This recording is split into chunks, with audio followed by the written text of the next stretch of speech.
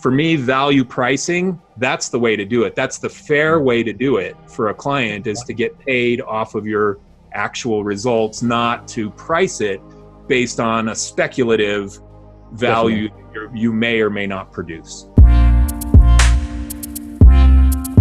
But at the end of the day, my goal is to help anyone that kind of comes my way. And, I want to add value to what their budget fits. And at the end of the day, it's probably just a case of having to accommodate a deliverable that fits their budget. So it may not be all the bells and whistles kind of thing, but they still get a result that will change something in their business.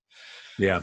I think that's something interesting, and you alluded to it in your comment just now, is that the pie in the sky solution is great, and the 100% price is great. And if you're pitching the 100% quality product to the client and it's going to cost them $20,000 for that, but somebody else comes in and can solve 70 or 80% of their problem for like $3,000.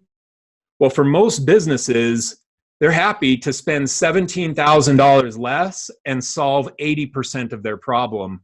And that's where value pricing gets tricky as well, because you can go in and pitch a big number to solve a big problem, but a lot of clients are going to go and they're going to say, you know what, why don't we just have Joe Freelancer solve most of the problem for a fraction of the price, and that's good enough for us. That's good enough for our business right now.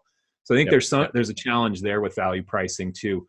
Now, that being said, value pricing can be great. There's an agency near me that did it in the way that I'm talking about. They did deals with their clients like AT&T and DirecTV, where they said, we're going to design, build, market your products, and we want a piece rate off of every sale that we get.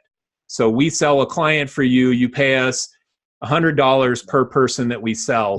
And they built a $100 million business with 1,000 employees, and it's been giant. And that's value pricing in the right way, where they're putting their money where their mouth is, and the risk where they're taking the risk with the client, or even more risk than the client, but they're getting the huge return as a result of that. And I love, for me, value pricing, that's the way to do it. That's the fair way to do it for a client, is to get paid off of your actual results, not to price it based on a speculative value you may or may not produce.